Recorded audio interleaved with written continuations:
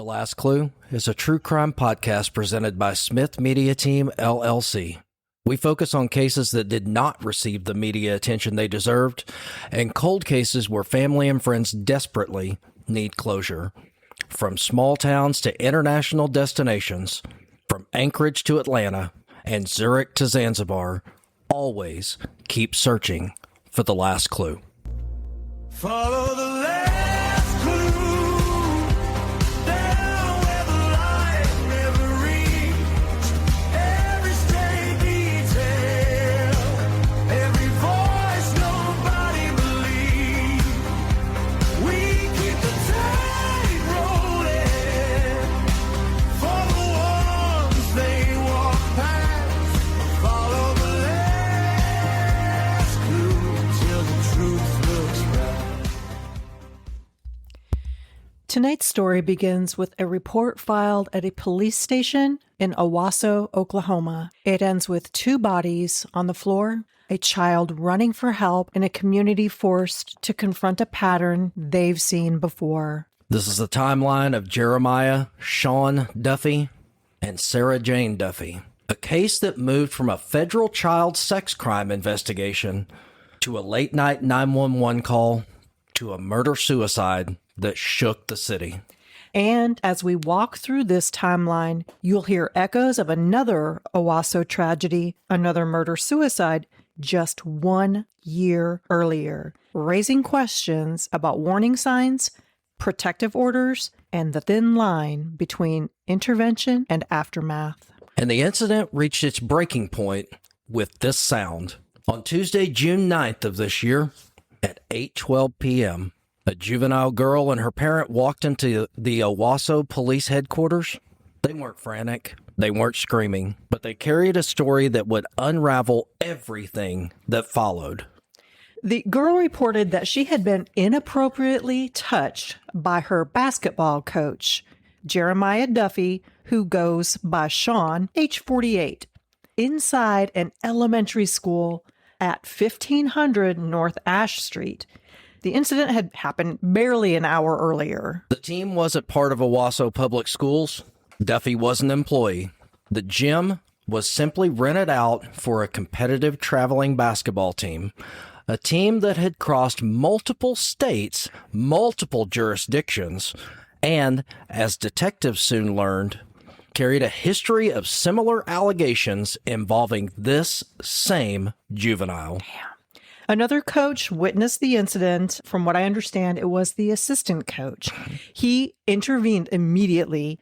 He told the parent, and the parent brought the child straight to the police. But Duffey, he fled the scene, and Owasso police never saw him again alive. Detectives contacted his wife, Sara Duffey, who was cooperative. She was given instructions on how to file an emergency protective order through Tulsa County, which she had done before. Then came the jurisdictional shift, the kind that changes everything. Duffey was a member of the Osage Nation, a federally recognized tribe. The incident occurred in Indian country.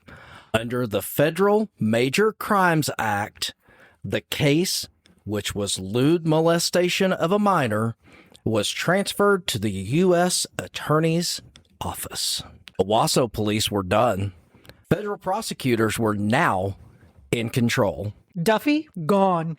And the protective order Sara filed would become the only legal barrier between her and a man spiraling out of reach. And we'll continue the timeline after this break.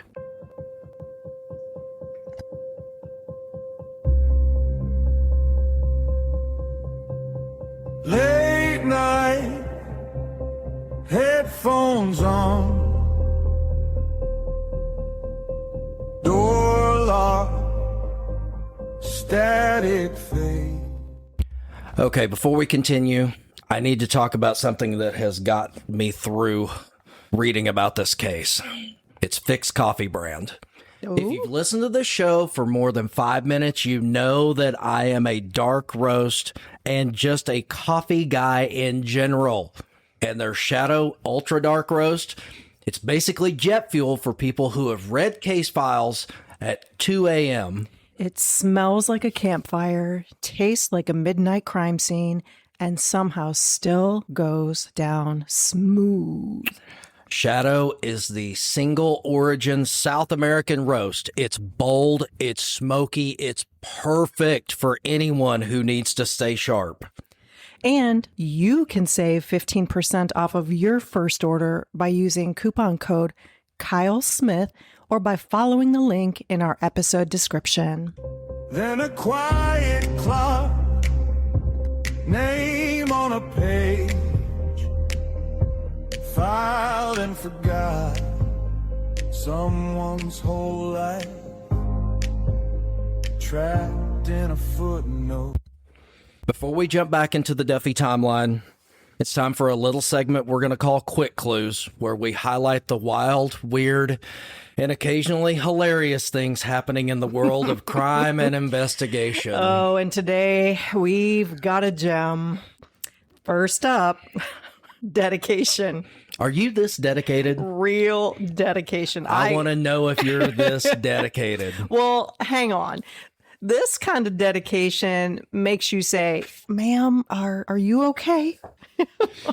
We're talking about Lauren Soar, who was so determined to uncover the truth about missing woman Kelsey Schelling, she literally dated one of the suspects. According to reporting, Lauren went undercover in the most romantic way possible. Romantic? Candlelit dinners, Oh my God. long drives, and casual conversations like, so hypothetically, if someone did hide a body, where would they put it? She wasn't in love, thank God. She was in investigation mode, and honestly, that. she deserves a medal or therapy. Probably both. Both. And now back to our Duffey case. 6 weeks have passed. There's no sightings of Duffey. No reports of protective order violations. No arrests. Just silence. The kind that feels like pressure building behind a closed door. And the pressure built. And I've got some things to throw in here, but we want to get you through the timeline here. Then came Thursday, July 23rd at 11:16 p.m. This is close to midnight. Close to midnight. Owasso's 911 center received a call from 12318 North 130th Avenue East, a home inside the city limits. Guys, we're not doxing anybody. This is public information. Dispatchers heard a woman screaming. The scream was cut short by what sounded unmistakably like a gunshot. They tried calling back. There was no answer. Unfortunately, just dead air. Moments later, there was another call that came in, and this time from a juvenile boy. I'm gonna cry. He was calling from a neighbor's house. His voice was shaking, understandably, and he told dispatchers, quote, "My stepfather shot my mother," end quote. Officers arrived within minutes. They entered the home and they found 2 bodies, both with gunshot wounds to the head. And the victims were 43-year-old Sara Duffey and 48-year-old Shawn Duffey. Investigators quickly determined the scene was a murder-suicide. Sara had been granted a protective order after the June 9th incident, but there had been no reported violations before this night. This was not the first protective order, but let's state the juvenile caller was Sara's son from a previous marriage. He was taken into protective custody and later released to an uninvolved parent. The case was over, but the timeline wasn't, because Owasso had seen this before. And we're going to talk about that story after this quick break.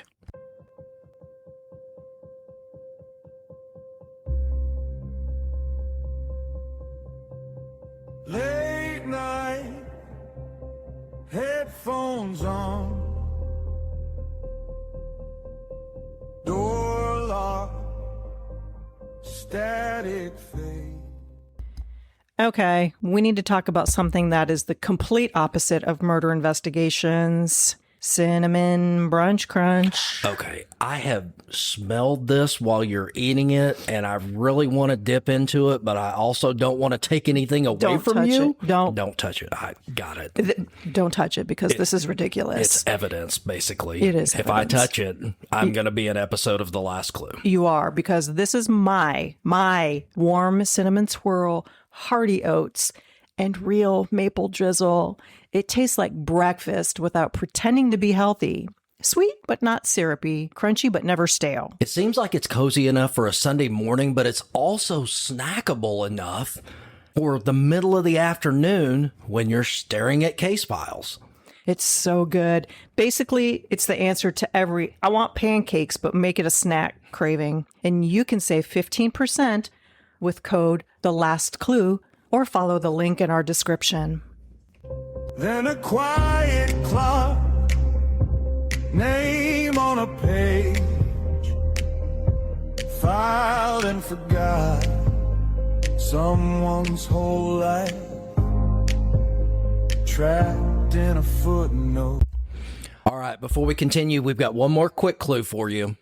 And this one, ironically, after our last commercial, is deliciously stupid. Well, Ford Motor Company, has apparently decided that the biggest threat to workplace integrity is snack theft. Better not lay a finger on my butterfinger. Four more workers. If you haven't been following this story, it's insane. But 4 more workers from Ford Motor Company were recently fired for allegedly stealing snacks after an electrician was wrongfully terminated over a $1.95 cookie. A cookie. Not even a gourmet cookie. Just a regular break room, run-of-the-mill cookie. So Ford's out here acting like employees are running an underground pastry cartel. Oh, be careful. But imagine losing your job because you took a granola bar. There's no way I'm losing my job over a granola bar. Granola's terrible. What about a cookie? Now, then you have to get into what type of cookie. I Not know. for a $1.95 cookie. I know, but imagine explaining that to your next employer. Why'd you leave your last job? Organized crime. Specifically, muffins.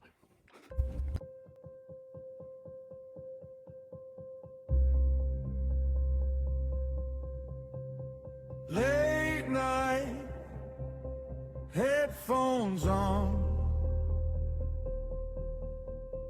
door locked, static fade. So we had said that Sarah's son was released to an uninvolved parent. Correct. When we say that, we're talking about a parent that was not involved in this activity, this criminal activity.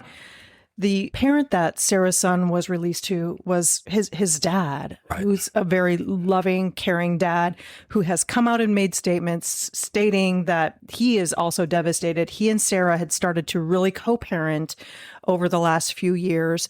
And he will not speak the name of the person that did this to Sara. Well, and I can only imagine because as a father, you've got your son that witnessed something that no child should ever see in their lifetime.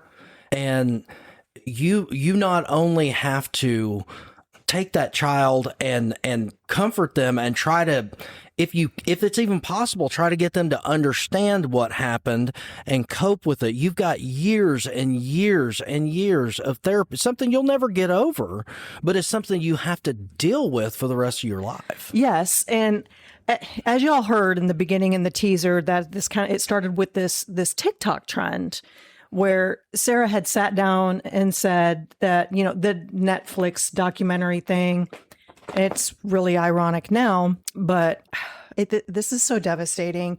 And some of the things that had come out on her TikTok were stating, well, did she know he was a pedophile, or was she doing this for clicks and likes? Now, and behind the scenes, to pull back the curtain a little bit, we had that discussion before we decided to dive into this case. We did. I had a mental moment. Is that a thing? But I walked out of the room. I thought about it for a second, and I was like, what? And this is when the story was fresh, but I thought, what if this guy didn't actually do any of this? What if he's innocent and this is a bitter wife, potentially a bitter divorce with possibly child custody? I mean, all of this information was coming out new. And I posed that question to you. What if he didn't do any of this? And what if this was a malicious, targeted attack at him by the wife? She comes with receipts. So this one I personally have not been able to verify. So we're going to say this one here is alleged. There's a screenshot that is apparently from Shawn to Sara that says, and I am reading this, "I did tell you the truth. We kissed. That's it. But it doesn't matter anymore. You get to go on and be happy, and I get to end my life tonight." And remember, listeners, this is alleged. Yes. We have seen how social media has spun things the way they want them spun.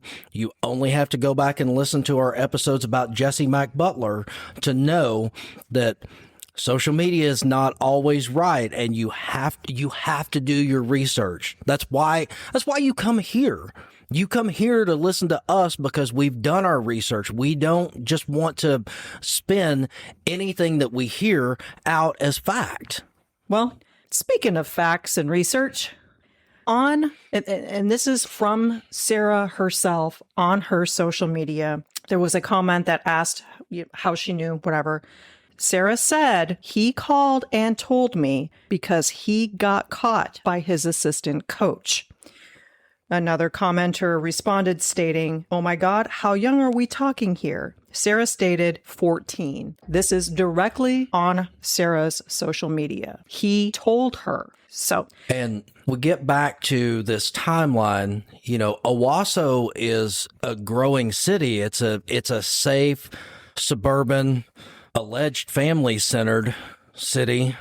But just almost a year ago to the day before this Duffey case, the city had another murder-suicide. Can I throw in one other thing there about this Duffey case? Yes. I just want people to think about Shawn Duffey's name on TikTok. Duff Daddy. Just leaving that right there. Just be careful with your TikTok names, folks. Hello, Puff Daddy. Be careful with your social media names. Yes. But back on July in 2025, News on 6 reported the death of 39-year-old Ashley McCall. Ash. Yes. Killed by her husband before he turned the gun on himself. Her family described her as a genuine person, someone who lit up every room she entered. Don't light up a room. We say this tongue in cheek. We've said this on the podcast before. Don't light up a room. Be a jerk like I am. Please don't, because if you light up a room, you're going to end up in a true crime podcast or a true crime story or a Netflix documentary, which is honestly, that's where this Duffey case is headed. This Duffey case will eventually be, I'm going to say this right now, and you can hold me to it. This will be the next must-watch Netflix documentary. Absolutely. Mark it in your diary. Absolutely. The irony is astounding. So we've got 2 cases, 2 families, and 2 murder-suicides, almost exactly, not exactly, but pretty close to the same circumstances, and they're just 1 year apart. This is crazy. And in both cases, there were warning signs. There's always warning signs. Protective orders, which sadly seem to be just a piece of paper anymore. Domestic violence concerns, escalating behavior. But in both cases, the final act happened fast, violently, and without time for intervention. And the Duffey case adds another layer to this. A federal child sex crime investigation, a suspect who fled, and a protective order that stood as the only barrier between a mother and a man unraveling under all of the pressure that he allegedly caused. And this is where that whole tribal law comes in that you were talking about earlier. Owasso police released their timeline because the public demanded answers. They wanted to know what happened, what was missed, what could have been prevented. But this timeline also shows something that even John Grisham himself might write. A sequence of events that feels inevitable only in hindsight. It's a report. 2020. It's a protective order.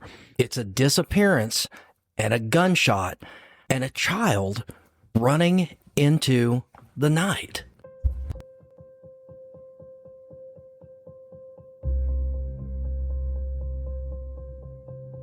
Late night, headphones on, door lock, static fade. Here's the part where we stop being polite. This is Clueless. Let's talk about what everyone is thinking, because this case doesn't just raise questions. It screams them. It demands them. It forces you to sit with the kind of anger that doesn't fade when this episode ends. How does a man accused of a federal child sex crime simply vanish? How does he slip through the cracks of the tribal jurisdiction, federal prosecution, and local enforcement, all at the same time? How does a protective order become nothing more than a piece of paper? That paper didn't stop a bullet. That paper didn't stop a man who was already running. And where was the system? Where were the check-ins? Where were the welfare calls? Where was the follow-up after a juvenile reported abuse so severe it triggered federal involvement? We're told there were no violations of the protective order, but let's be honest. That doesn't mean there was no danger. It means no one saw it, or no one reported it, or no one was there to intervene when it mattered. And what about Sara? She did everything right. She cooperated with police. She filed the protective order. She tried to protect her children. She tried to protect herself. But she was alone. Alone in a house with a man who had already fled from one crime scene. Alone with someone who had already crossed state lines, crossed jurisdictions, crossed every single boundary a person can cross before the violence erupted. And then there's the child, the one who made the second 911 call, the one who ran to a neighbor's house, the one who had to say the words no child should ever have to say. My stepfather shot my mother. That child will carry that moment forever. And we have to ask, could that moment have been prevented? Could someone have found Duffey sooner?